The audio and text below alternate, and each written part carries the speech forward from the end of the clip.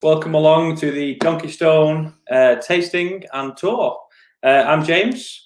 I work in marketing and retail for the brewery, and I recently learned how to brew. Yes, he certainly did. Very good too. My name's Paddy. I work in sales to trade and also events when they do indeed happen. Hopefully they'll be returning soon. Events, remember those? What are those? Weren't they great? However, tonight we're doing events. Yeah, well, yeah. This is what the new events are, isn't it? Like, online things have really taken to the forefront. So thanks for joining us. We're going to go through a short history of the brewery tonight. We're going to have a bit of a virtual brewery tour, which Paddy filmed for us, where I interviewed Tom, our head brewer. Yeah. We're going to have a bit of a history of the brewery, and then obviously the most important bit is we're going to have a tasting of a few beers, which I hope you've all saved, by the way. I know sat there with empty hands right now, aren't you? I know that's probably been a challenge because you should have received your beers about 10 days or a week ago, something like that. So a long time to sit on some beer. It is. So hopefully they're nice and chilled.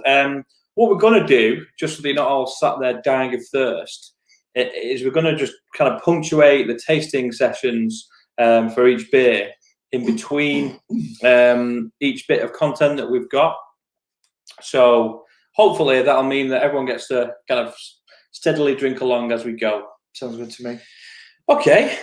Now, please feel free, if anyone has any questions, if you log into a YouTube account and comment on this video, it will pop up on our screen and we'll be able to answer any questions at any point.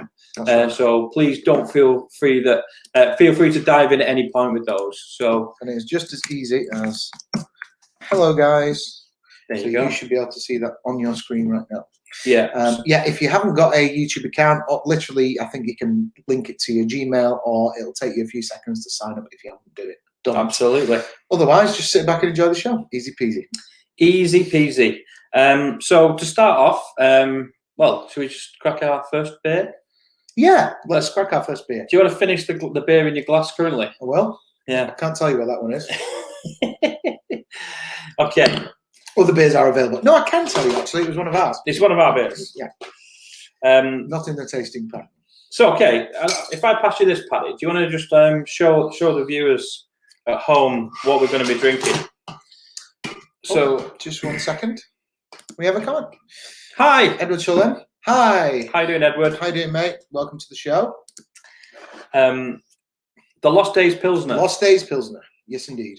So the way that we're going to work it with the beers is we're going to move up through styles, and starting off with a nice crispy Pilsner, or a crispy boy. Crispy boy, as it's known as the trendy brewing community call them.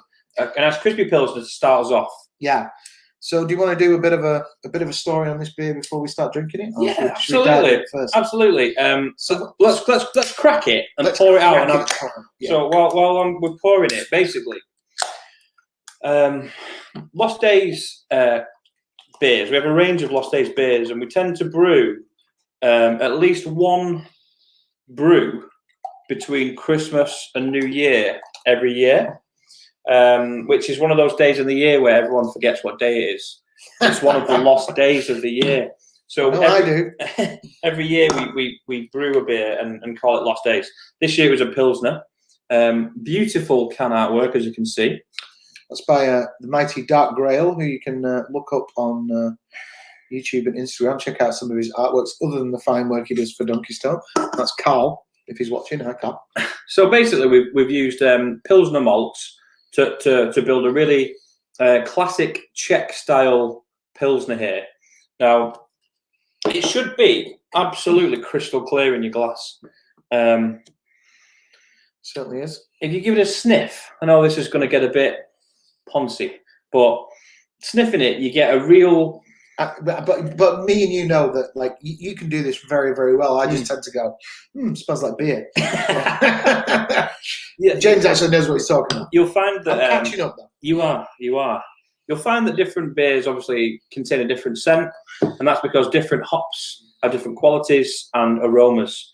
Now, we treat beer like sommeliers and wine people treat wine. Yeah, 100%. So we're looking at the hops, like grapes, and the way that we talk about beer is reminiscent of how wine critics talk about wine.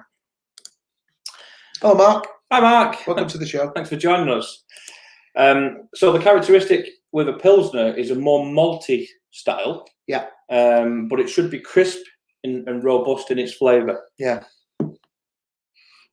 So I'm not wrong in thinking I'm getting the malt on my nose. Yeah. So obviously, by the nature, Pilsners are bitter. Mm-hmm. It is kind of got like a lovely pininess to it. Mm-hmm. I guess the idea of a Pilsner is to be really clean on the palate. Yes. And as we said before, crisp. What do you get when you taste it, Paddy?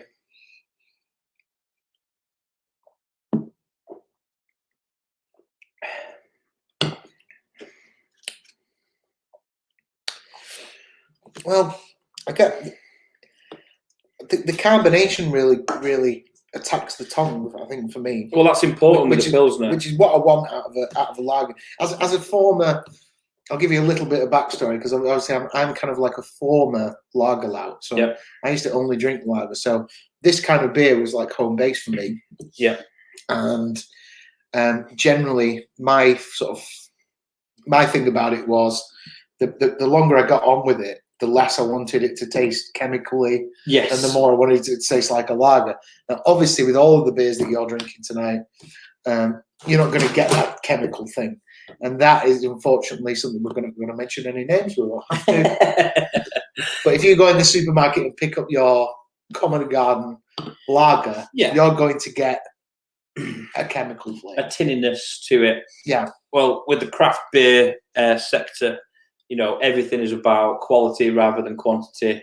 This beer is designed to taste really fresh, you know, almost very subtle, floral, almost citrusiness to it on the palate, and then really clean, bitter finish. I definitely get the bitter finish. To mention, obviously, as you can see, that it's got to have a bit of a foamy head, which is reminiscent of Pilsners. I think I got another comment from Adam. I do get the piney actually. Hi, Adam. Hi, Adam. Welcome to the show. So yeah, I mean, surname's almost my first name. That's good. Let us know in the comments what you think of the Lost Days Pilsner. Let us know what you think of the artwork. It's like a kind of crazy lava lamp, would you say, Paddy? Yeah, it's got a real sort of psychedelic vibe to me, which to me is a bonus, obviously. With it goes hand in hand with the Lost Days effect, with the Lost Days name. I think it gives you that whole reminiscence of the psychedelic era and all that kind of thing. So yeah, that works for me. Do we want to do some explanation of the? Yeah, read us the can art explanation of the beer. Yeah. Look out your window. We are in the Lost Days, a whirling vision of SARS and Polaris hops with Pilsner malts clashing together as you gaze deeper into a Czech-inspired glass of crisp lager. Crispy boy, if you will. Roused from aging, leaving fruity undertones in its wake. If this is the end, it's never looked so good. Now, in terms of the process, I know I'm not going to talk too much about flavour because I do struggle about these things sometimes. I think we had, what was it, 3 or 4 weeks on this? Yeah, so this is one of our longest brews, really. To lager a beer. So the word lager in German. This is what I was waiting for. This was the factoid I'm trying to get out. Okay, so the word lager in German is to store. So basically, lager means store. So it's a long brew. So you need to store the beer in the fermenter for basically a month before it's ready to serve. And what that does is it releases all that bitterness, all those flavour from the hops. The hop oils are infused into the liquid, and basically you get a really crispy, fresh-tasting beer. Beautiful. You have to have basically, and we'll go into a little bit more detail in the brewing process during the brewery tour, but basically you want the fermentation process for the yeast that you add into the wort to eat all the sugar and leave the product, which is alcohol, behind. That basically creates the beer. Yes. So that's the process of brewing. Okay, let's go through to the comments because we're having some great comments coming through. Avi has said hi. Hello Hey, to Avi. you. How you doing, mate? Edward's come back on to say, I like the artwork. Yep, I like the artwork too. Me too. It's one of my favourites, actually. Adam has come back on to say, I love both the artwork on the can and the taste of the beer. Oh, excellent. full house. That's a double whammy. That's exactly what we like to hear. Avi has said, hello, James. Hi, Avi. I think you've got a fan already, James. Adriana Rose. Hi, it's Alex. Oh, it's using someone else's account to log in. Is that Alex? Our Alex. Hi, Alex. Sorry I'm late. Which beer tasting are we on, please? Okay. We're on the Lost Days Pilsner. Pilsner. Grab yourself one of those, get it open and get involved. Great. Yes. I hope he's talking about the beer and hopefully our presenting skills. I think he's talking about your presenting skills. I'm not sure about mine. So, yeah, you've drank it a lot quicker than me. You've been doing all the talking. I've just been watching. I've got the big swig, so I can drink a beer fairly quickly. But obviously, 5.5%. It's right on the verge. Sorry, 5.2%. It's right on the verge of what we'd call a session beer. Yeah, you wouldn't want to be having a session on anything much stronger than kind of 5.5 if you're having more than 2 or 3 drinks, because you could end up with a bad head in the morning. Yeah, that's where I always fall. That's where I always fall down. I, for one, have never had a hangover. Have you, Paddy? No, never. No, never. We don't recommend them. Drink responsibly, gentlemen. That's our advice to you. You may hear that term, a session beer, or stronger beers. I think the way that craft beer is going. There's a really broad range of alcohol content in beers nowadays. Yeah, very much so. Things like Radlers have come to prominence, which are basically a shandy. And things like Tippers, which is a triple IPA, which can be up to 11, 12%. I love a tipper. Barley wines, things like that, which are stronger but designed to be drank in a smaller glass, smaller measure, and that's how you enjoy it. Also, if you check out some of the other stuff in our range, you'll notice that we have beers in that range as well, don't we? In that selection. So stuff like our Tarripper is 11%. Yeah, so it's a triple American red IPA. That's our strongest beer. Yeah, definitely. To date, we've got a few other things on the boil at the minute, haven't we? Oh yes. But then we've got things at kind of 3.7%. One of which we're going to try a little bit later on. Yes, indeed. Would that be a good introduction to us letting the gentlemen know here that they can also get beer direct from the brewery? They certainly can. So if you like what you try today, please enjoy this short advertisement. Yes, indeed. Here we go.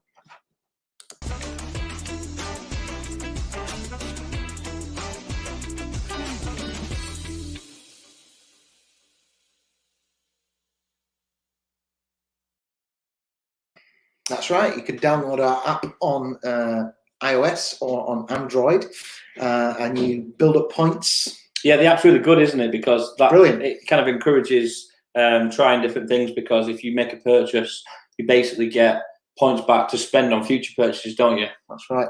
And not only our beer ranges on there, we do have a selection of wines, and we do have a selection of gins from our snacks in-house gin distillery known as Grail Distillery. Yeah, so that's one thing that we have changed over the last 18 months. We've started to make and distill gin as well, haven't we? Which is really good gin. So again, if you're a gin person, give us a try. We've got a few different gins to try. Yeah, all made in-house. And he doesn't even buy in the alcohol, our crazy scientist. Does he? It doesn't. He he extracts it from our beer. From scratch, yeah. So it's all from scratch, made in the Pennines, which is how we like it. Should we move on to a short history of the brewery? Let's do that. That sounds good. Hope everyone's enjoying the beer. Again, in the comments, please let us know if you've got any questions about the beer or the process. Basically, James, that's you. Oh, yes, that's me. Paddy, that's me. Nice one, Abby. Cheers, mate. Right, continue. Potted history. Here we go. So basically, the brewery was dreamt up in the back of a pub, typically, early 2017. And basically, around late summer, early autumn, we were doing our first brew. Started off as 2 people. The guy who founded the brewery, Stephen James, our boss, and an assistant. So he was doing brewing, sales, kind of everything, and he was being helped by someone else in the brewery. Yes. Shortly after, we employed another brewer, and it moved on from there. We basically saw a bit of a gap in the market to bring craft beer from a thriving scene in Manchester into the hills where we live, in the Pennines, in Saddleworth, in our little part of Oldham. Yeah. And we were really interested in modern craft beer, but kind of basically enjoying the traditional brewing styles that kind of our part of the world is famous for, and just putting a bit of a crafty twist on it to try and compete with some of the big boys in Manchester. Yeah. A team of 2 to today has turned into a team of about 20 people, right? So expanded significantly. Yeah, and we're award-winning brewery. We've won numerous SEBA awards, which is the Society of Independent Brewers, and we're just really excited for the future. We've managed to adapt our company during difficult times. Oh, absolutely. But well, before we go to that, let's talk about how you became involved in Donkeystone. So my background, I came in as a graphic designer. So I built the original branding for the brewery and helped Stephen with the social media in kind of a part-time basis. About 6 to 7 months after kind of inception of the brewery, I had come on board full-time and worked in sales, marketing, all sorts of different things, social media, just trying to push the brand forward. Yeah. And create a business that we can make into kind of a household name in the craft beer industry. And my passion of beer has obviously helped me do that. Yeah, So, yeah, absolutely. that's how I got involved. Excellent. And then how long from you joining to sort of where we are? How long have you been involved now? Well, I think I've been there kind of 2 and a bit years, maybe a bit longer. I've not even thought about it, actually. So yeah, 2017 to 2021, it's 3 years. Yeah. So I guess the company has changed so much from when we first started to having 4 little fermenters to where we are now, where we have got basically on the very cusp of what you consider a microbrewery. We've basically got a huge amount of volume of liquid that we can produce every week, and we've got a contract with a supermarket where we're shipping out beers every week. Yes. We're producing thousands of litres of beer every single day. We've got 20 odd products in can. We've got cask beers, up to 15 or 20 products. We've got sours, stouts, all sorts of different things. Yeah. And we're pushing the boundaries of what we started when we first kicked off. We're pushing the boundaries of our space as well. We certainly are. Yeah. If you care to have a quick look on our social media, you'll see that the amount of tanks that are now in the space is there's no room for any more, really. No, well, you couldn't fit a grasshopper in the arena. No, you cannot swing a cat in our brewery. It's a very cramped space at the minute, which is why we're looking to move in the next 6 months to a bigger facility. We certainly are. Let's just punctuate this for a second. Let's go straight back into the comments. Got some questions.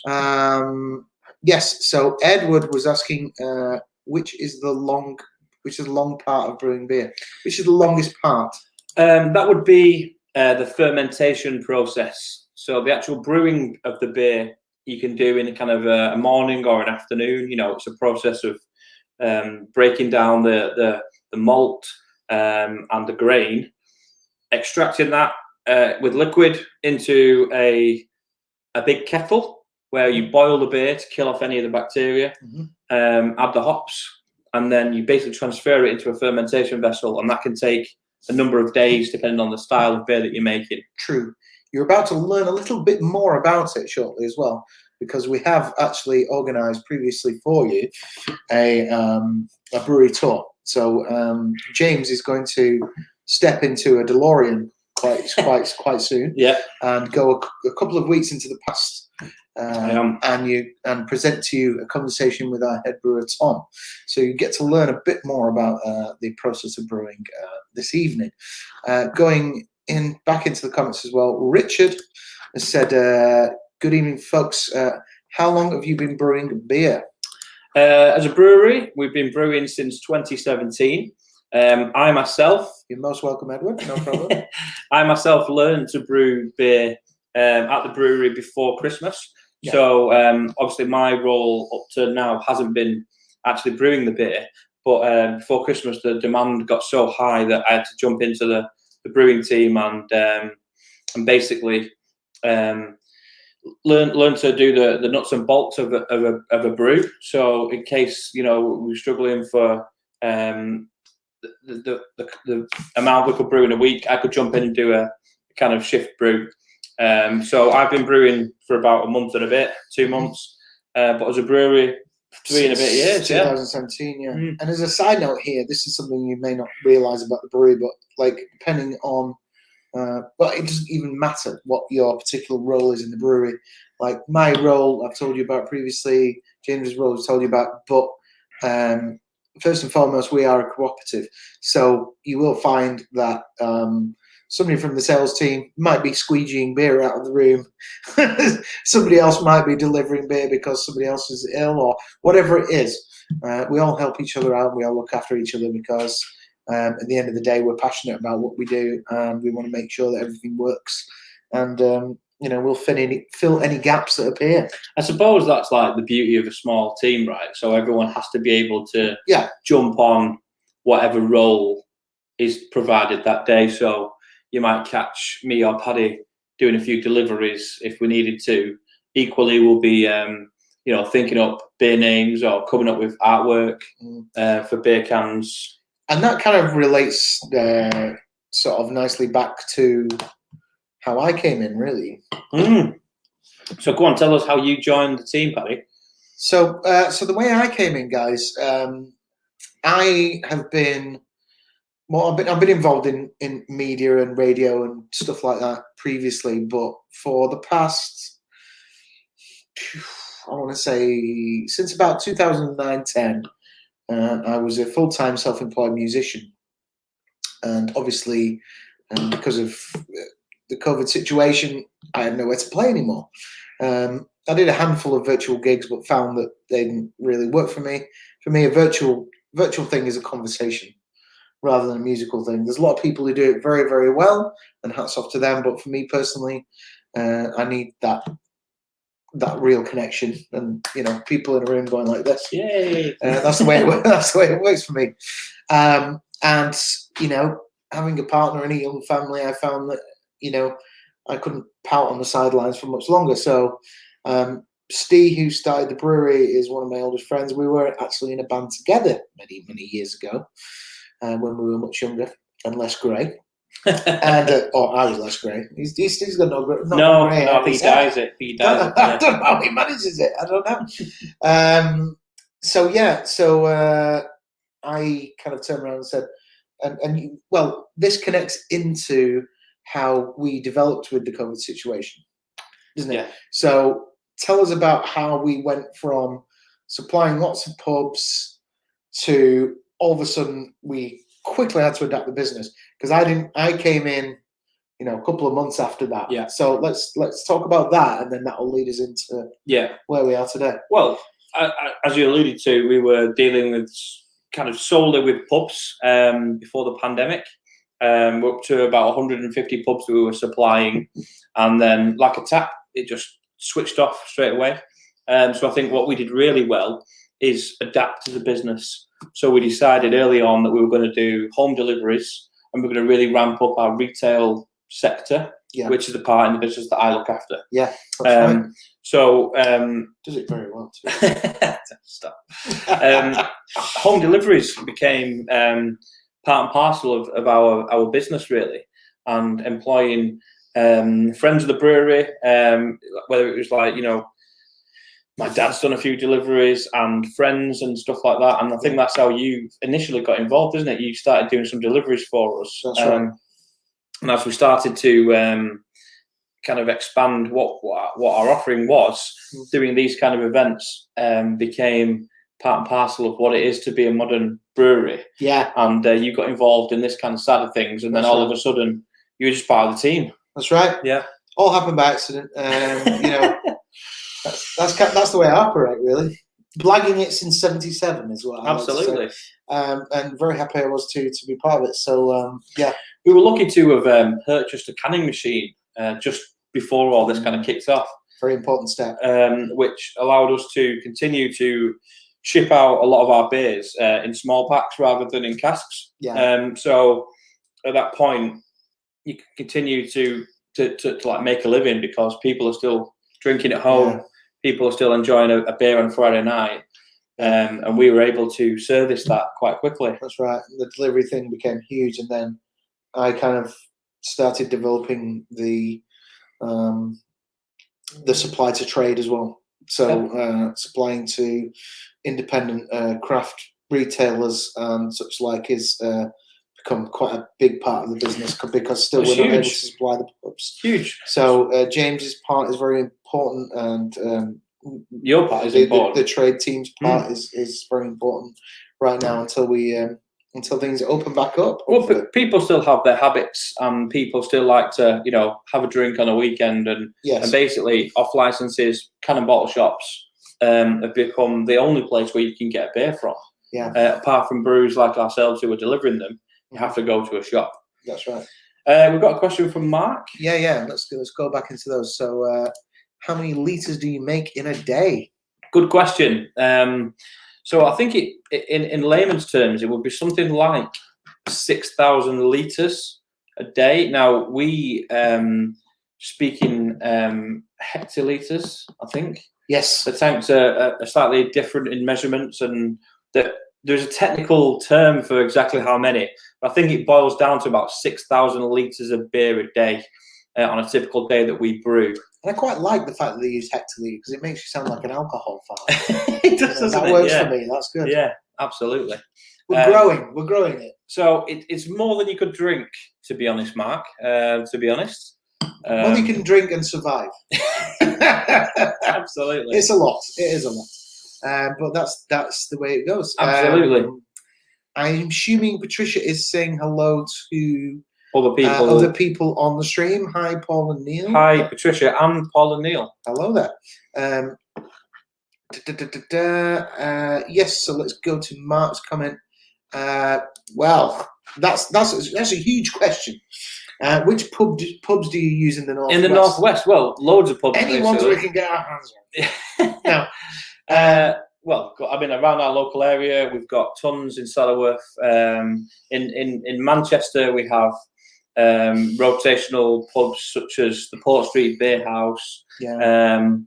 I'm thinking places around the. I mean, this is a thing where we were in a number of pubs in a number of areas pre-COVID. Now, post-COVID, we don't really know. You're kind of starting from scratch, aren't you? We don't really know how that's going to fit now. Yes, pre-COVID, there was new pubs that I sold us into. I got us over Bolton, Burnley, these kind of areas. Mm-hmm. Yes, we're in Manchester, Saddleworth, Tameside, Prestwich, Bury. It just depends. So. Yes, we were in a lot of pubs, but we need to see now, post-COVID, where that leaves us standing certainly in terms of cask beer. Yeah. I think keg beer will still be a popular thing. Probably easier to service. Cask needs to be looked after really well, and that's, in case you don't realise, that's the hand pulled beer. has got a shorter shelf life and needs to be looked after very well. So we're actually quite select about the pubs that we supply that beer to ensure that it's looked after properly and that you, the customer, will get the perfect version of the beer that we're presenting.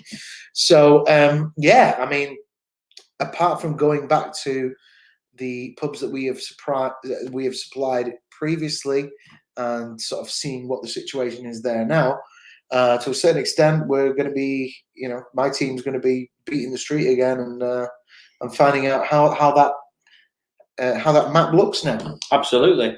There's a question from Adam that I think we should answer. This chap here. Oh yes, Adam. Did we want to answer that question? Yeah, I can answer this. Yeah. Okay. Yeah. Adam. Basically, because we brew this beer for the supermarket under basically a white label, we're not allowed to say who it is, unfortunately. Yeah. So sorry about that. So we've got a question Patricia from. Right. Okay. Sorry, I am with Paul and Neil. They are not able to chat. Just trying to sort them. Hey guys. Okay, cool. No. And Paul wants us to know he's not a beer drinker, but he does like the beer. That's good to know. Good man. Right. So Port Street Beer House. Yes, we do. We've been in Port Street Beer House a number of times. A good friend of mine, Carl, used to be the manager there, and yeah, we're in fairly regularly. Yeah. Any pubs in Bury and Prestwich? Yeah. So I think Bury definitely, but I can't off the top of my head think of the names. Prestwich, I'm not so sure. But I feel like I got us into a pub in Prestwich, but again, do you know the problem is here? We're thinking on our feet, and we've been so focused on the local delivery and retail and me supplying to trade that it's actually been a long time since I've considered the names of the pubs. Yeah. It's been almost a year now. So our memories, we do apologise. Like, our memories are probably not going to be great for the pubs that we previously supplied. However, that's not to say that we won't be supplying them again. So the best thing to do, I mean, if you're in a pub, it's your local pub, go in, ask the landlord why they've not got Donkeystone on. Absolutely. That is the best thing. Give me and Paddy a ring. That's the best thing to do. And, stay tuned to our social media and look at where we're supplying, etc. Now, I think leading from some of the things we talked about potted history, we talked a little bit about how we brew beer. I think. Well, let's spark that. Yep.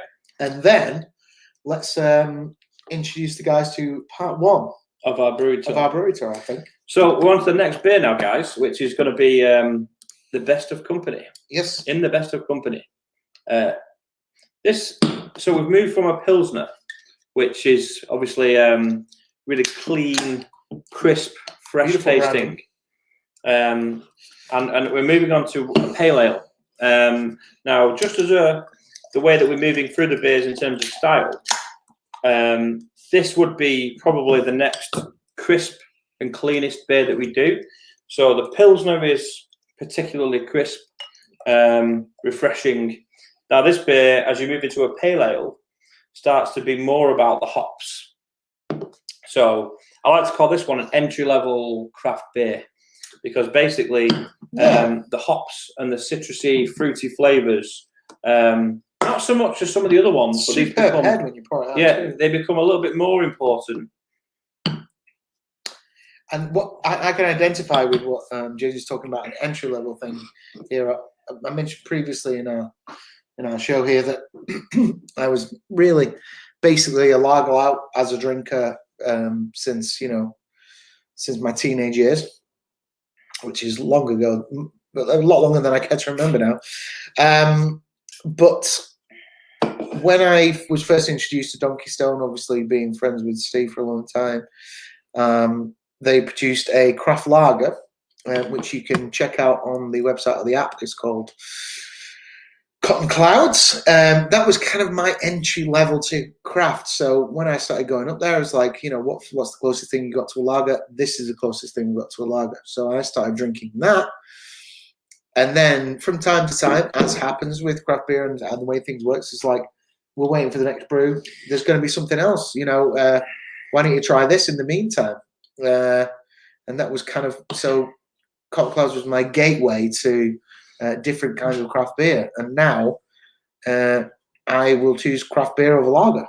So Absolutely. that's just the way it works. And this beer that we're drinking now, which is the In the Best of Company, it's a pale ale, as you can see, very light in colour.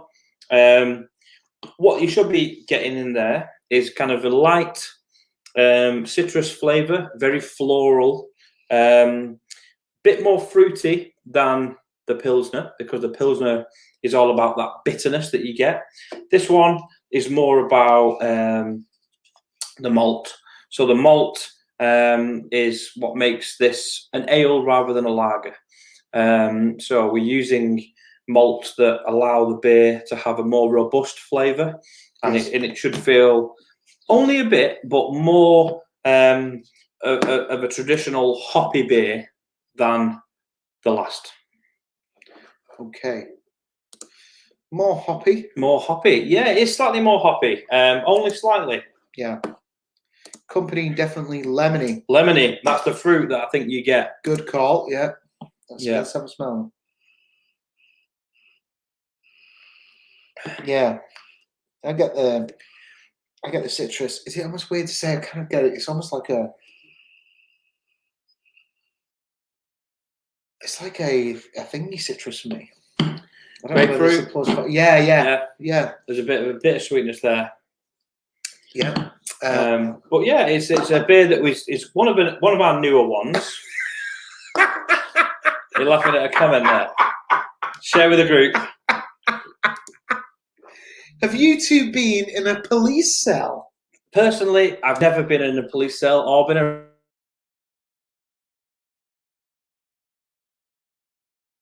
crime. No, I've never been in a police cell. I remember back in my university days that quite a few pals in my halls were occasionally spent the night in a police cell when urinating in public. But Patricia, I'd like to know what makes you think upstanding gentlemen like us would be in trouble with the law, because I'm wondering why you joined the stream at all, Patricia.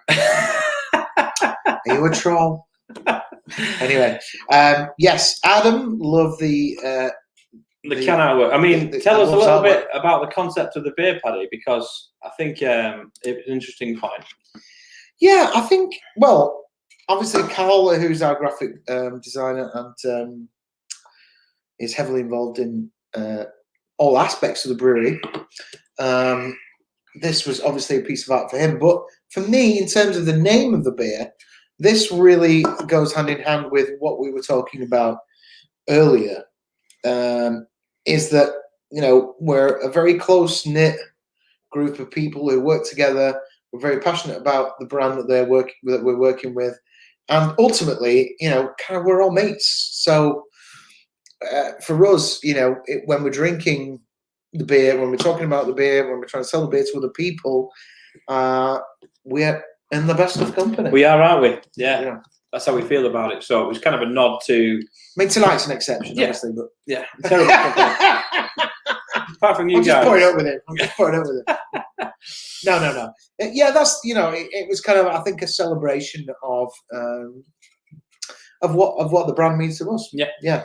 Let me read you the tasting notes on the back of the can. Yeah. So, venturing away from the pack, this fresh, sessionable pale ale, there's that word again, sessionable, is laid back, green, piney, citrusy flavours to the fore, with an underlying base note in the form of malty richness. This ale is suitable company for anyone wishing to wander away from the paths well trodden. That's me. So let's go back into the comments. First one is better. Yeah. Fair enough, Mark. That's my opinion too. I prefer the Pilsner to this one, but my opinion too. Yeah. And the beautiful thing about opinions is everyone's got one. Everyone's got one. And nobody's wrong, because an opinion is opinion. Yeah. That's something people could learn a lesson from these days. Yeah. It's okay to Let's all have a different opinion and be okay if we don't agree. And still walk away friends. Absolutely. Yes? Yeah, definitely. Good. Mark, tangy flavour. There is a tanginess, isn't there? There is a definitely a tangy. tangy. Slightly tangy. Did we say Company of Wolves? Is that from the film A Company of Wolves? Well, Can't lie that it wasn't an influence, I don't think. it was an influence. We didn't want to get sued. So If we'd have called it Company of Wolves, yes, we may have had. I forget which film company was associated with. who Company knows? of Wolves. But they would have sued us. But yes, they have very powerful lawyers. Adam likes them both. Excellent. Edward likes them both. Cheers, Excellent. guys. Appreciate that. Are you officially Donkeystone converts? That's what we like to hear. We do indeed. We do indeed. So hope you're all enjoying the beers out there. It's grown on me this tonight as well. Yeah, not one of your favourites, this, is it? It isn't, but do you know what I'm getting tonight? I think I'm getting the malt and the finish. Yeah. Is that right? Yeah. I think that's the thing that, like you were saying about beer. Not just is there people with personal favourites of different beers, but styles as well. Yeah. So I tend to drink smaller volumes of beer, but stronger beer. So I'll be looking to have dippers or IPAs or whatever, and drink maybe 3 cans. Whereas, you know, a lot of people like sessionable beers and they'll drink 5, 6 cans, and that's just what they prefer to do. We park our cars in the same garage. Yeah. Now, what I think what we will go to now. Obviously, you've got your best company. Let's move away from the pack, so to speak, for a few minutes, and we'd like to present to you part 1 of our brewery tour. So we're jumping into the DeLorean now, moving back in time a couple of weeks, and let's see what James and our head brewer Thomas have to say for themselves.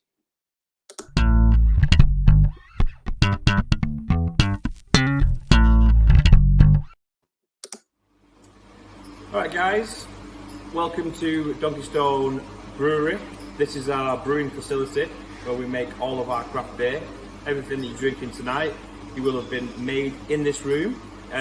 This is Thomas, our head brewer at Donkeystone. Hello. Thomas is drinking one of our lovely Lost Days Pilsners, which I think it's in the pack. Well, I think so, Yeah, well, yeah. So hopefully you'll enjoy that a little bit later this evening. Tom's going to talk us through how we make the beer, the processes that we use, some of the ingredients, and a little bit about how we do what we do every day. Tom, do you want to talk us through? Yeah, so you caught me actually in the middle of the brew right now. So we start in the mash tun. The mash tun is basically where we add water at a certain temperature, depending on which brew that we do, with some malt, in this case malt, wheat, rolled oats, to get an extraction, which means the amount of sugar that we're getting that will turn into alcohol when we add the yeast. So if you come around here, you can see that I've already mashed in. So this is all the grain that we've used today. So how do you mash in, Tom? So mashing, I use here somewhere my big paddle. I see it. So it's literally a case of doing a demonstration. Just a case of sticking this in with water and mixing it in like a big porridge. And what's that doing? So that is going to extract the proteins and the sugars that I need to add into the liquid, which we call wort, that goes into the kettle. Then that will add to our ABV at the end. So you need to get those sugars that your yeast needs eventually. And that's the byproduct of an alcohol, isn't it? Absolutely. Yeah. So yeah, the yeast eats the sugar, turns it into alcohol for us. Cool. So what this does, it travels from here through a whirlpool, just collects any extra grain, grist, stuff like that we don't want going into the kettle. Then it goes all the way up into the kettle, and this is where we boil and we add hops. So we boil for an hour. We add hops to taste. The thing about hops is once you add a hop in and it's boiling, it isomerizes, so the alpha acid turns into iso acids. So that creates bitterness. So some beers we add that to later on in the boil, like 10 minutes towards the end. Some beers we don't add that into. We drop the temperature and then we'll add them afterwards to prevent it from making the beer too bitter. If you were to have the Lost Days right now that I'm drinking, we add that 5 minutes before the end of the boil, and then I do a flame out hop, which we just throw in right at the end. We turn the elements off and we put that in. It's a really important stage, really, because like the bitterness is like vital for the taste of the beer, isn't it? Yeah, depending on what beer you Pilsner. do. So a Pilsner needs a little bit of bitterness in it. Something like a New England IPA doesn't want any bitterness. No, it's much sweeter. Different styles, and then we change where we stop the fermentation with that in terms of how sweet we want the beer. So we want some sugar left over in, say, a New England IPA. With a lager, like Pilsner, you don't want any sweetness in there. So the more sugar you get in the mash tun and into the kettle, is that dependent on how much alcohol ends up in the final product? Yeah, and then we have to control where it ends. Okay. So we stop. Sometimes we'll stop fermentation sooner to make it sweeter, and then we'll make it when driving all the sugar goes. So Okay. where we are. Listen, guys, hope you enjoyed part 1 of the brewery tour. Let's just dip straight back into the comments there. Adam says he likes them both. Thanks, Adam. Edward said he likes them both. Nice Thank you. one, guys. Mark said they are all nice and tasty. Appreciate Lovely, that. that's what we like to hear. Richard says, I quite like the best of company. It's not too strong. Yeah. Yeah, I think that's what a lot of people like about session beers, that they can, not have to worry. They've got work in the morning, they can have a couple of beers and it not necessarily leave them feeling hungover the day after. So that's good. It's probably a good thing we chose this. Back to school tomorrow, My daughter's back to school after God knows how long. So, yeah. Well, I think it's time for the next beer, isn't it? Yes, well, I think we're going to have to do bottoms up here, guys. James is way ahead of me. I feel like I'm too busy talking, but is he talking more than me or not? I don't know, but Let us know in the comments. Who's talking the most? Is it me or James? I don't know. Richard says it's got a nice aroma. It has got a nice aroma. Very fresh tasting, very light fruit aroma that you get with it. Aroma is quite important in the beer that we're going to try next. Yes, very important. So, interestingly, the 2 beers that we've drank first have been what we call fined beers. So when you add finings to a beer, which I think Tom alluded to in the first part of the brewery tour. Was that the Isinglass? Isinglass, yeah. So basically, we're taking the beer to Isinglass, to Isinglass, to Isinglass. what the Isinglass does is it drags any of the proteins in the beer to the bottom of the tank, and what that does is it leaves a beautifully crisp, clear beer. So it should look like glass in your glass. Totally translucent. Yes. The next beer we're going to taste, which is the Space Paranoids, is a vegan beer. Of course, the Isinglass comes from fish. It's a derivative of fish. So to handle 4 beers. You will, Richard. It's going to be fine. So what, Richard? That's what we're going to do. It's going to be fine. You'll be fine. Share them with a friend. Yeah.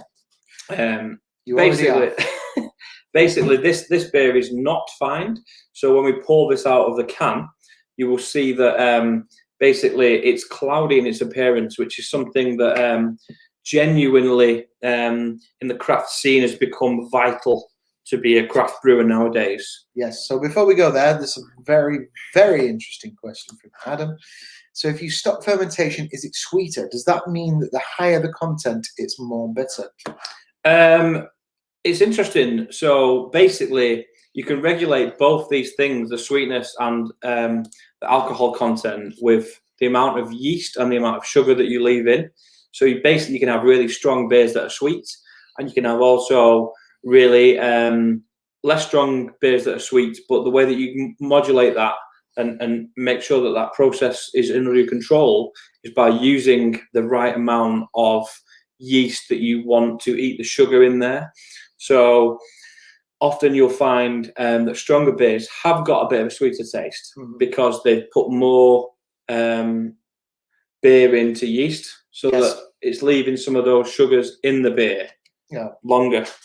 But, and from kind of, I don't want to speak for James, but I feel like from our point of view, where we're heading now is kind of where our hearts lie in terms of taste of beer. So the unfined beers, the juicier, the stronger, the higher in flavor profile are kind of where we sit in terms of what we would like to sit down and drink. Personal favourites. Is like, you know, the juicier, the IPAs, the tippers, the dippers, the neepers. But there's kind of an interesting little story behind this. This is almost the perfect choice, really, to move on from In Best of Company, particularly in regards to what we were talking about what In Best of Company represents to us all personally in terms of the company and everything. This particular beer is quite a special one for us as well. So if you look closely at the can, I notice that this guy here, all the faces are kind of warped, but this guy right here, that's me. And that is me, sadly. So James actually kind of looks like Sloth from the Goonies. I don't know if you're familiar with that film, but he's there. So should we? Well, let's walk them through the faces first of all, shall we? Yep. So that's me, Patrick. That's Steve, Matt, Matt, who is our head of kind of production. Steve, who is the main man, the boss. That's him. Tom, who you've just met in the brewery tour. There he is. James, aka Sloth, is there. Carl, who we've talked about gloriously previously as our graphic designer artist, that's him. Alex, our crazy mad scientist distiller, is there. Mark, who is our previous not MD, GM. He's still a friend of the brewery and will probably come back at some stage. He will come back. And also on the trade sales team with me is Stu. Now, the name of the beer, I was pressing hard for a name of one of our other beers for quite some time. Fell on stony ground. Nobody wanted to know. I'm still pushing for it now, aren't I? Yeah, so we brought out a Neeper, and Paddy wanted to call our Neeper. Don't do it. Okay, because if you do it, somebody else will steal it. No. Hopefully it'll happen. When it happens, you'll know about it. Anyway, so this particular beer, you were thinking about the name of it. Now, this, if you look on our website and on our app, you'll find that we've got a beer called Ferris Mueller. Yeah, there's a lot of donkey puns in our beers. Yes. But that is, of course, a reference to the 80s classic Ferris Bueller's Day Off, which you may or may not have seen. If you haven't, go on and check it out. So, the discussion went like this. What we need is because it kind of goes hand in hand with Ferris Mueller, because it's a sessionable beer, and it's hazy, and it's kind of a little brother of Ferris Mueller. Kind of like a little brother of Ferris Mueller. So we're like, right, well, we need something that's kind of similar to that, yeah. So the suggestions were stuff like Risky Business, all these other 80s kind of teen classics. And how we got there by consulting our team nerd. So yeah, so they consulted Team Nerd, and I was like, no. If we're going to go 80s, and judging by if you've seen the graphics on Ferris Mueller, it kind of has a retro game vibe to it, and I was like, let's go all the way retro game, and let's go full Tron. Full Tron. So I don't know if you're familiar with the movie Tron, but in the movie Tron, the game that Flynn invents in the film, in the original movie, the coin-op game that he invents is called Space Paranoids. So that was my idea on it. Now, and we moved the branding completely away because it just felt like it was, I don't know. It had to be its own thing, didn't it? It had to be its own thing. So Space Paranoids was fine, but I think again it was also a celebration of how far we'd all come. Yeah. And so Carl just went, do you know what? I'm going to put our mugs on it. Well, interestingly, there's a comment from Adam. First of all, speaking of our... Hello, Mark Parrish. Hey! Friend of the brewery. Can we just tell you about the beautiful brown-eyed face on the screen? That isn't Mark. That's Mark's dog, Eddie. That's Mark's dog, Eddie, who's kind of the Donkeystone mascot. Yeah, team member who we miss dearly because he's no longer at the brewery. Yeah, but he used to make us smile every morning. As did Paris, to be fair. So are all those faces once you... Yeah. So after you've had too many beers, they we go, all look like that. Yeah, Exactly. how much sugar is in each can? Oof. So it's Impossible to difficult. say. It's impossible to say. The reason being is basically in the brewing process, we're extracting the sugar from the grain. I'm going to open it now if he's talking about it. And we basically put in the amount of yeast that will eat the sugar up. So essentially, there should be not much sugar left in the can because the yeast is eating the sugar, creating alcohol. The byproduct of yeast eating sugar is alcohol. So that's what adds the alcohol to the can. Basically, as Paddy's pouring that, what you'll notice is the other beers were very, very clear. The clarity was much higher. This, as you can see, you can't see my hand through. Hazy ball. So it's a hazy beer. So it's not had any of the proteins taken out of the beer. It's just left. And what you find is there's a fuller flavour. The mouthfeel is a little bit more robust. And there is a lot more fruitiness to the beer that you don't necessarily get with unfined beers. That's where we're at. So what I would suggest, while the guys are enjoying this fine hazy Part 2 geek-related beer, they check out part 2 of our brewery tour with James and Thomas. Check it out.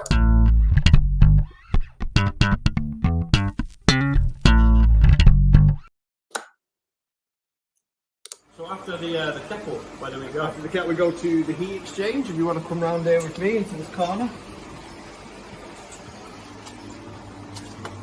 So this goes through here, which this catches any of the hops or matter that we've got that have been in the kettle, and then it goes through into a heat exchange. The heat exchange has cold water running through it, and then we have our hot wort, which is going to be turned into beer.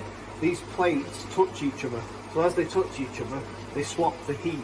So then you'll have the cold liquor turns into hot water that goes back into here, and the beer we can control the temperature when we go into the fermenter. just regulating the temperature of the beer. So it stops the beer from basically from being too hot. Yeah, is that beer is. I think we've got a boil on right now. I'm just going to check that. So you don't mind, Paddy? No, so that's really interesting about this brew, because what Tom is doing now is making sure that the beer is boiling out, so that anything that's in the beer that we don't want in there is killed off, right? Absolutely. So you boil for two reasons. One reason would be to sterilise the beer, so you boil for an hour just for sterilisation. But that's also when we add the hops for flavours. Yeah. If you were doing like a sour, which we don't have at the moment available, but we have done one, you'd then boil off and add your yogurt to make lactobacillus. So that you're encouraging the bacteria to grow in before the sourness. Yeah. Interesting. So the beer's gone from the kettle through the heat exchange. Where next? Last port of call is the fermenter. And how long do the beers take to ferment in these?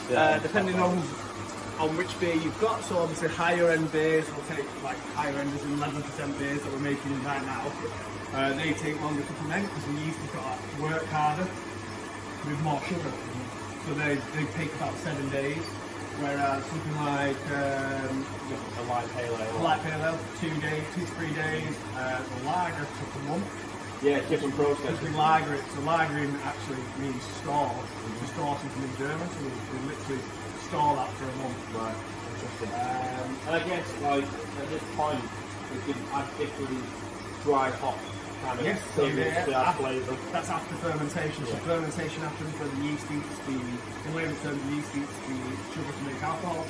Then we crash that down so the yeast dies, completely gone. And then we add hops after that in cold, which is called dry hopping. Yeah. So they will flavour, so you get the alpha acids and the alpha acids. And then you get into like really like different flavours that you get from kettle hops. And then more about aromas and aroma and fruitiness rather than where you get bitterness and maybe a little bit of fruitiness from kettle hops, but your dry hops is where you get the real sort of fruity alpha acid stuff. The resins sort of stuff if you have enough. So the dry hop are space paranoid, right? We do, yeah. So that's another one in the beer pack that we're going to try a little bit later on. Yeah. And the space paranoid is a hazy beer. So can you talk a little bit about how that differs from one of the clear beers? Yes. So with the clear beers we add findings in the kettle, which is made out of seaweed, which break on proteins down and makes it so we can clear our beer. Then we add auxiliary findings in the fermenter again to make then the isinglass findings that we add in that clear it like a net more attractive to the yeast cells. So basically, it just clears the beer. It works as a net, clears the beer. However, when we're making a vegan beer, like a hazy beer, we don't do any of that. No. In fact, we add something called spring blanche after fermentation, after the alarm crashing down, to make the beer more hazy, so it packs those proteins in and keeps them in the liquid. It seems to carry quite a lot of flavour as well, those hazy beers. Yeah. So you essentially, I prefer drinking hazy beers because if you're dropping all that flavour out, you're going to lose something. Whereas with the newer modern hazy beers, it keeps it in, so you're getting a bit more juiciness, a bit more. You taste the beer as it should taste, in my opinion. Yeah, baby. The peak of craft, so, you know, this is where craft ales are at right now in the UK, you know. So basically, you know, some of the beers that we make are totally crystal clear, which is a traditional way of brewing beer. So have a very crystal clear, almost like a pint of lager that you may have seen at the pub. You know, that's a mark of respect from brewers throughout the generations. And nowadays, it's almost like, how hazy can you get your beer? How murky? So brewing is changing rapidly, and it's up to us to keep up with the trends and to brew beers that are informed by our past and definitely resonate in a current market of craft beer. So that's our challenge. We've got a few different beers for you to try tonight. You know, a couple of hazy beers. You know, we've got a Pilsner, we've got a Stout. So hopefully you've enjoyed the tour, and now we can move on to the tasting. Sorry, I just have to get that boil. He's never stopping working at the moment, so we have to fit in this little content in between brews, don't we? So thanks for your time, mate. Yeah, no worries. I hope you all enjoyed beers, dudes. Thanks very much. Cool. And there you have it. Back. How did you get back here so fast? I don't know. I'm just I want to know how you do that. so quick. And with a haircut as well. I know, yeah. So yeah, look at my wife cut my hair. We're all about the lockdown haircuts. This is it. So let's move back onto the space paranoids, which I think we should all be drinking at the same time now. Should we do the comments too? Yeah, let's do some comments first. So Mark is asking. Here's another interesting question. How much yeast do you use per day? Depends on the beer, Mark. It depends on the beer. So we use different varieties of yeast, and with the beer we use different types of yeast as well. So the Tarippa, for instance, which is different to yeast to the space paranoids and so on. And each of those yeasts have a different quality that adds to the flavour of the beer. So it very much depends on the beer. Yeah. We've also got a comment there from Richard. Must get quite hot in there, yeah. It certainly does. The brewery, when the kettle is boiling and the mash tun is on. Tom and James, when you were doing it, you always had kind of red cheeks. Yeah, I get red cheeks when I have a beer, sometimes, as you can see. But when I'm doing a bit of physical exertion, mine is starting to come up as well. I think, yeah. It definitely does get warm in the brewery. But luckily, we have a big fridge, the cold room, where you can go and stand and have a bit of a cooling off. Yeah, stand opposite the cooling fan. And you're good. You're all good. So back to the beer. The Space Paranoids. The sense you should be getting should be light malt, bit of limey kind of fruitiness, but it's a little bit dank. You know, kind of. It's got a murky haziness to the beer, and definitely reflects in the scent. So as opposed to the previous two beers, you should be getting thicker, more resinous, piney flavours in the scent and the aroma. Yes. You're definitely getting a more, I want to say sourness, but the fruit is in there, and it should feel it's sour on the finish. Yeah, on the tongue. A little bit thicker in how you drink it, and it still drinks really easy at 3.7. The tasting notes. Grab your joystick and fire straight into a 3-dimensional juicy IPA that blasts your taste buds with peach, tropical orange lasers, leaving grapefruit reloading on the back of your tongue. Sessionable, as it is hazy, explore the next gen and touch down on Planet Zing.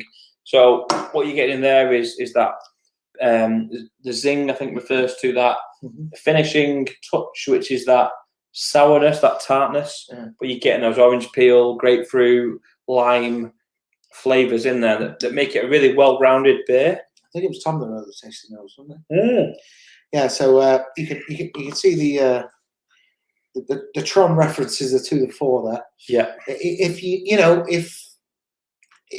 I mean, obviously you're listening to us, but if in the future you decide to buy some more Space Paranoids and you want a soundtrack to drinking the Space Paranoids, jump onto Spotify or YouTube and check out Daft Punk's score for Tron Legacy. Yeah. That's the perfect soundtrack to drinking this beer, I'd say. Absolutely. Yeah. Absolutely. I think it's one of a good example of a modern craft keg beer because it's hazy, it's fruity, and in this instance it's quite sessionable. You're able to drink it without worrying that you're drinking something really strong. Yeah, absolutely. Another comment. How many bags of yeast do you? Oh, sorry. I think he's. You might have to just retype that for us again, Mark. Is that do you use? I think that's what. I think it's what I asked. How many bags of yeast do we use? It's normally about 200 grams of yeast that you put in a brew, but that kind of fits with our brew kit. So we'll brew twice into one fermenter at the moment. We've got a new brew kit on order that's due at our new brewing facility. We'll have to put more yeast in per volume of beer.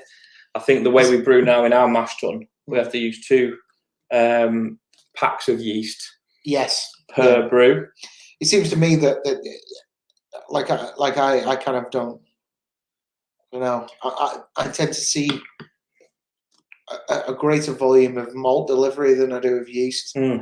Whenever there's a delivery and it seems to be regular, there's just this big bags of yeast, bags of malt coming, malt. Yeah, well, so I think we get through more malt than we do anything else. Well, we certainly do. I mean, like when you do a brew, for instance, for us, we'll put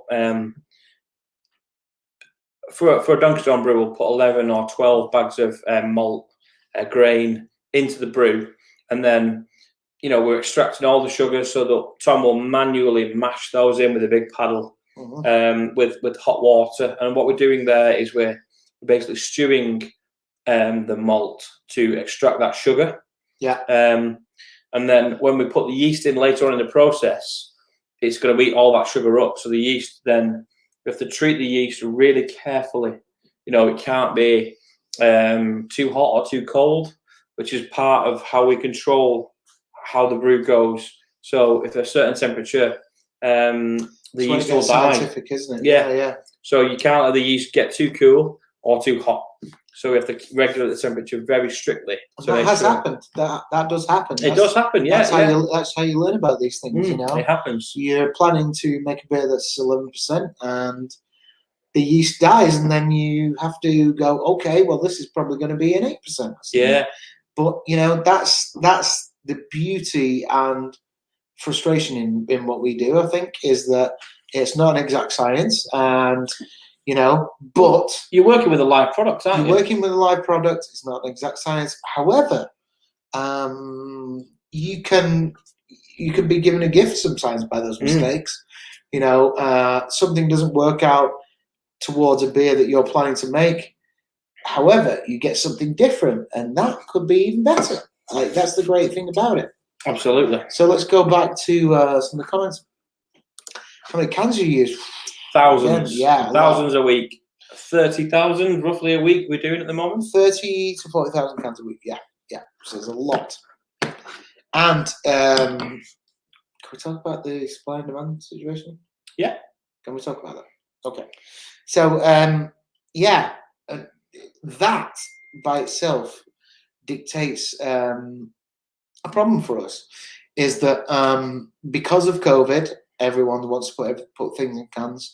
Small batch breweries are either putting things into cans themselves or passing it on to suppliers who do that for us. Now, that means ultimately there is a huge shortage of cans on the market. and certain breweries, which will remain unnamed, have bought up a lot of companies that supply cans, making it very difficult for it to be filtered down to the smaller breweries to actually purchase the cans to even be able to can. So breweries are having to be able to buy cans in bulk. Huge quantities. So In we've had huge to buy quantities. kind of 30, 40,000 cans at a time. Which is not easy financially. So, these are the challenges. Sorry, I think we bought 130,000 cans last time. So there's a huge outlay for cans. But I guess it's just part of the current climate that we live in, Brexit. Absolutely, of course it is. Yeah. And the way that you purchase goods from abroad nowadays, you've got to think on your feet and get ahead of it. Well, but luckily, I guess this is what we're saying about where we stand in terms of the passion and our commitment to the brand is that it's not always easy. We've have challenges which we face with supply and demand for all things involved in what we're doing. I've got a question from Adam. Yeah. Oh, sorry, I missed a couple out there. James, how did you come up with the gritty feel for the can? So it's just a textured label that we get from our label supplier. It just gives an extra little bit of grip on the can that we kind of like the texture of. Just a personal choice. Going back there. The company is a very familiar taste to me. I'm pretty sure I had a few in Port Street. I don't think you did have Company of Wolves, Best of Company, in Port Street. Quite new. Yeah, because it probably wasn't around when Port Street was open. The beers that we had in Port Street will have been Kai-He, Jar Vanilla, which is what we're moving on to next, and I think Cotton Clouds, which were the beers that were in. So Cotton Clouds, probably closer in flavour profile to Best of Company, but a bit richer on the hoppy end, wasn't it? This is a very interesting question. How long does it take to fill the cans, and how many? Now, so the canning line that we're doing now, is it? Well, it fills 3 at a time. I had this information in my head recently. We've actually just looked to buy a new canning machine just to keep up with demand. So our canning machine, the cans get labelled and they go into the unit that fills the beer up, and it fills 3 at a time. Should have done a video of that. Yeah, we should have done a video of that. But basically, we can basically fill something like 5,000 an hour, can't we? And the canning runs take a lot of the day. But basically, the canning machine we're looking at fills 12 an hour, so you can increase your yield by quite a lot. Yeah, and again, as we say about us being a cooperative, we've all of us personally been on the canning line as well. Literally, we are putting empty cans on one side. Passionate enough to have been involved in that monotony as well. Literally packing boxes on the other end. It's a long process, but it is vital for what we're trying to do. Vital for survival. Let's go back to yes. It does. You've jumped the shark, but it should smell like coffee because you may have noticed we've ignored some of your comments as well. Coffee vanilla stout. Yeah, I guess it's got pure coffee beans in it, as well as vanilla pods.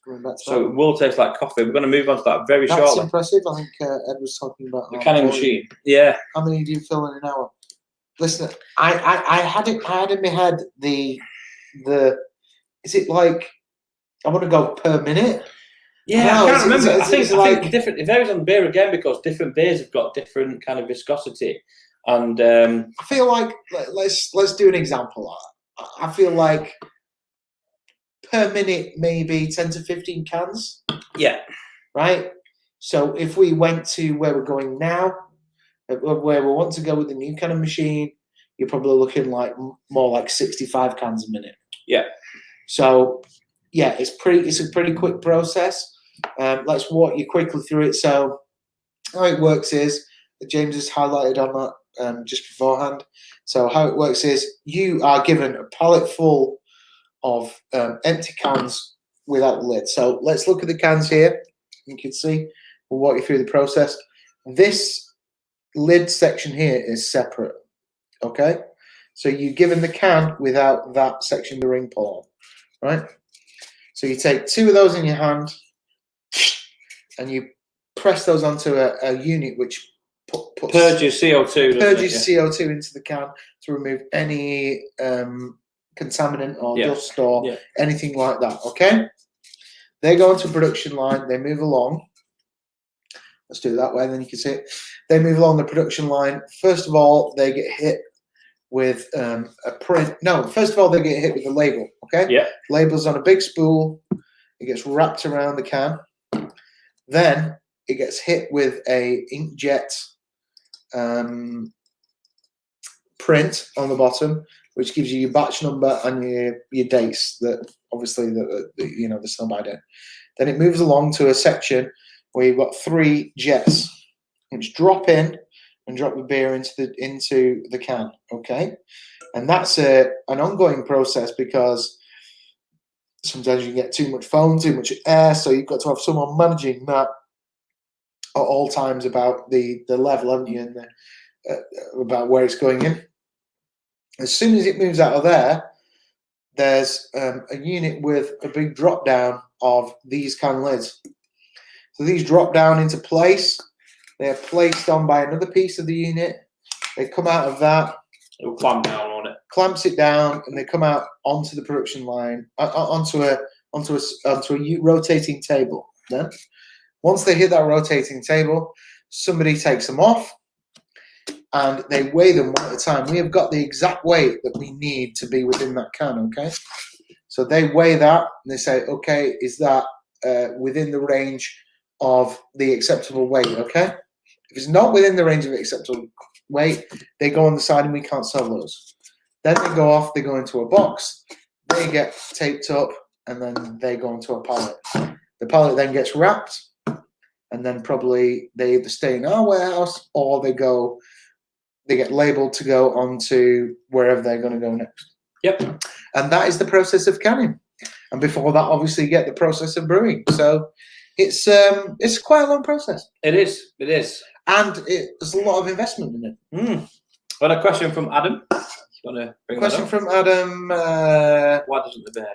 Yeah, why doesn't the beer come over the top? So we set on the canning machine exactly how much volume we want to go into the can. Yeah, so we can tell the machine how much beer we want to put in each can. It's really clever. Should we tackle that one? Yep. We tried selling on the shopping channel. Not yet. No. You never know. I mean, let's keep an open mind. We've never done that.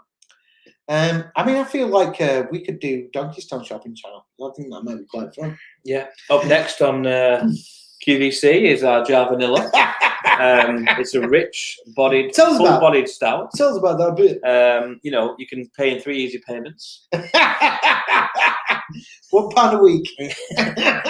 Okay, so for a 3-week period. Let's move on to the last beer. Let's move on to the last bit. It's our Jar Vanilla. So this is a bit of a departure from what we've been drinking. So we've been drinking a Pilsner, a Pale Ale, and a light session, what we call Crazy Hazy IPA. Crazy Hazy IPA. To a full-bodied coffee vanilla stout. Just like deja vu then. Anyway, yeah. So it's one of our flagship beers that we've sold throughout the UK for since we started. It's kind of a beer that we are well known for. Well, I guess the backstory would be is it was our most popular dark beer. We won our first award with this beer. It got 3rd at the Manchester Beer Festival for Beer of the Year at the Manchester Beer Festival. It's designed as a cask beer, which is something I'd like to talk about, because when you decant it into a glass, we've added a low carbonation that I think all stouts should have. But the beer is designed to pull through a hand pull. So when you decant the beer, you'll see I've got a lovely head on the beer now. Mm-hmm.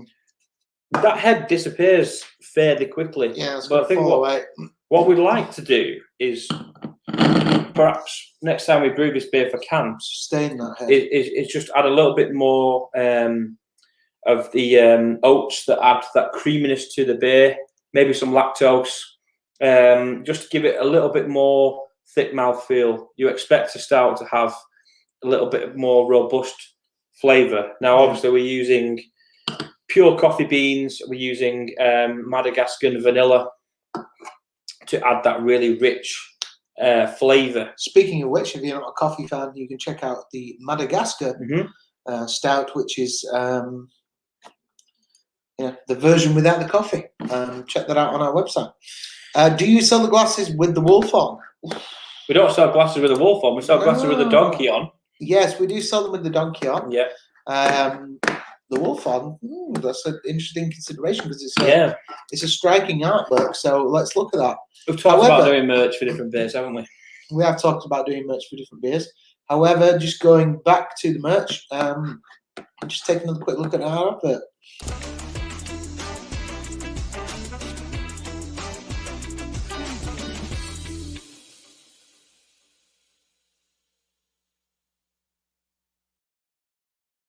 So again, get onto Google Play or in Army Voice Engaged, the App Store, and you can download the Donkeystone app. Otherwise, you can go to donkeystonbrewing.com, where you can purchase our beers. You can also purchase merch, as you previously mentioned. T-shirts. Adam, you can get our T-shirts. You can get caps. You can get branded glasses. Bottle openers. There's all kinds of weird and wonderful things on there. So we'd encourage you to get on there, support the brewery, support craft, because as we previously said in this in this show tonight, there are a lot of challenges facing us, as there are many independent companies in the world, right? Especially in hospitality. Especially in hospitality, as I can profess to you myself as an ex-musician. So if you can get on there and support independent business in any way possible, please do that. We sincerely appreciate that. Listen, guys, we really appreciate you tuning in tonight. This last beer that we're drinking is a stout. Obviously, it's got a different complexion and flavour. We spoke about how it should have deep, rich coffee flavours. There should be a sweetness on the tongue with the vanilla in there that balances out that rich coffee and the stout. On the finish, I get like a Bailey's. Yeah, so like a Bailey's hit. I've described this beer to people who don't drink a lot of dark beers as the espresso martini of craft ale, which I think works quite nicely for people who don't necessarily understand what they're going to be expecting with the flavour. So you're talking to me? With you, yeah. I mean, you're going to be getting the malt, which is going to be the hero here. Yeah. The hops are far less prominent than in some of the pale ales. It's all about the oatiness and the rich kind of depth of flavour that you only get from stouts. Yes, sir. I think we've got a few comments, Paddy, if you want. Oh, hello. Lovely. Richard. Looks like Pepsi Max and Dr. Pepper. Tastes like coffee. It's very nice. Thank you, Adam. I'm glad you enjoy it. I'm glad you kind of started with two huge brands there to compare us to. So if we sell as much as Pepsi and Dr. Pepper, I'll be pleased. Yeah, so help us out. Tell your friends. Mark Levy smells like coffee. Absolutely. Does. Let's go back to the story. So, in Saddleworth, there is a local coffee shop, which is actually rebranded now. It's called Abaco, but previously it was called Java. And Java Nilla was a collaboration with that particular shop. Yeah, it certainly was. I mean, we love working with local businesses and local producers. And, you know, part of how we built this beer was using this local supplier for these coffee beans. Yeah. We really wanted the coffee flavour that we could get at coffees in Java, now Abaco. But basically, the coffee beans you tasted in there are from that coffee shop. So it's a great way of us to help out local business and cross-pollinate our fan bases with other businesses and create a lovely community-based product for our local area. Amen. So let's go to what our favourite beers are. Which beers are your favourite? In terms of, let's take that from the point of view of what our personal favourite Donkeystone beers are. Okay, yeah. My favourite Donkeystone beer, I guess, would be our Nipa, which we've just sold out of, unfortunately. Sorry, guys. It's a really fruity... notorious Nipa. Yeah, notorious Nipa. So it's a really fresh-tasting, fruity beer with like mango and pineapple, all those kind of flavours. And it really just had the balance perfectly right. It was the right kind of ABV for me at 5.5%. And I just really enjoyed that beer. What about you, Paddy? So to quote our graphic designer, Carl, as a dirty rotter, I would go for our notorious Dipper as my favourite beer, which from the same range as the Nipa. From the same range as the Nipa. We've not seen it for a while. It will be returning, however, don't worry. But I forget the ABV was somewhere 7.8%. 7.8. Yeah. Like my sweet spot, to be honest, is kind of like between between about 6.5 and about 11. About 9. Yeah. So anything within that range, probably. I mean, tippers go a bit over there, tip the balance, so to speak, to like a kind of 11%. But my kind of my favorite go-to beer is probably a Dipper. Yeah. Okay, because double IPA. I'm a dirtier bugger than James is. So I'd go with the notorious Dipper. However, out of our current available range, I would, if you're going onto our website or our app to check out some of our beers that you've not tasted tonight, I would personally recommend that in the coming week we have the return of one of our classics, which is called Panui, which is absolutely beautiful. This forms part of our New Zealand range, which we have. So we have Panui, we have Kai, and we have Kai XXX. Now, if you're not familiar with Maori vernacular, then you won't realise that the word Panui is Maori for donkey, because we've pushed the donkey pun in English far enough that we eventually went to New Zealand to discover a new one, and quite right too, because we packed those 3 different beers in that range with New Zealand hops. So what I would suggest to you is stay tuned to our social media channels. Follow us on Facebook, follow us on Twitter, follow us on Instagram, and look out for the dropping of our new, our returning of Panui. Yeah. It should be this week, I think. Yeah, definitely. It definitely is coming very, very soon. Now, what's interesting about what Paddy's just saying is that as a brewery, we kind of, with our hop supplier, we, Charles Farham, that is, we have a monopoly on New Zealand hops. So we have the only kind of patent, if you like, on certain hops from New Zealand. So the beers that we champion, which have got our New Zealand hops in, are the only way you can taste those hops in the UK. So the Kai, the Panui, the XXX are really good ways of showcasing those really fruity hops that you get from New Zealand. Now, hops are a little bit like grapes. The hotter the climate, the fruitier the flavour. So if you think about sun-dried tomatoes having a more intense flavour, a little bit like hops. So the hotter the climate that the hops are grown in, the more fruity and rich the flavour is. And we basically have a exclusivity on a certain amount of hops through Charles Farham. Yes, sir. So I think this is a perfect place to finish, actually. Yeah. Did you say where the name Donkeystone came from? We didn't, did we? We didn't. No.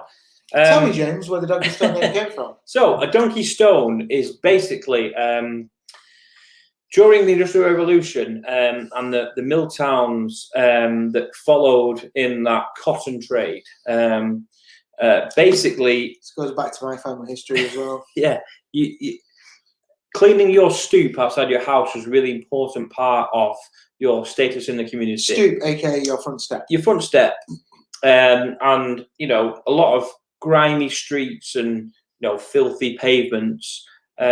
You were seen as, because of all the soot being churned out, smog in the air, churned out of the chimneys. You know, you were seen as a little bit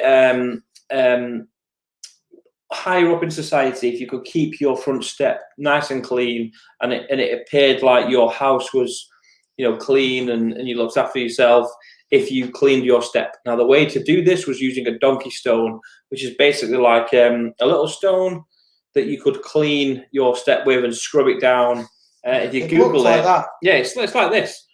Basically, it's like a little brick. The rag and bone men used to sell them to housewives on the streets, and it's a very, very much a thing that is from this area.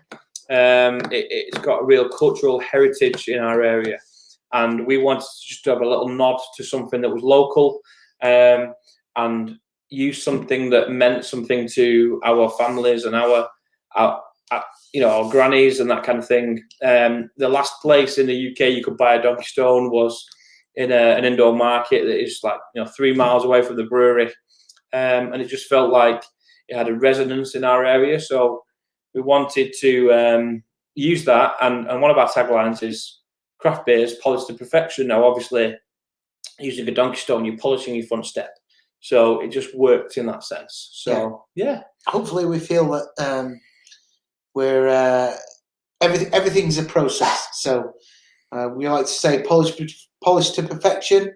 We're always aiming for perfection. Yeah. We're not there yet. You're never there yet. No, it's constant. The day we get to perfection is the day we close. Exactly. It's constant evolution. Listen, guys, we hope you've enjoyed the show. We hope you've enjoyed the beers. Please drop us a message on Twitter, Facebook, Instagram. If you search Donkeystone, I'm sure you'll find us. Download our app on the App Store or on the Google Play Store on Android. Interested in trying any of our other beers? They're all available for home delivery. I think all you guys live within the free delivery kind of area. So, thank you very much for joining us, and we hope you've enjoyed it. Let's just quickly go into the comments before we get out of here. Any more? Paul and Neil just want to let you know, cheers for a nice evening, Paddy and James. Cheers, guys. Thank you very much. Cheers for participating. Thank you. That's from Mark. Thank you. Cheers, Mark. And from Adam. Thank you. Thank you. Well, cheers, thanks guys, for participating. It's been an absolute pleasure, and we hope to do it again sometime soon. Hopefully you've enjoyed it. Thank you very much. Cheers. All the best.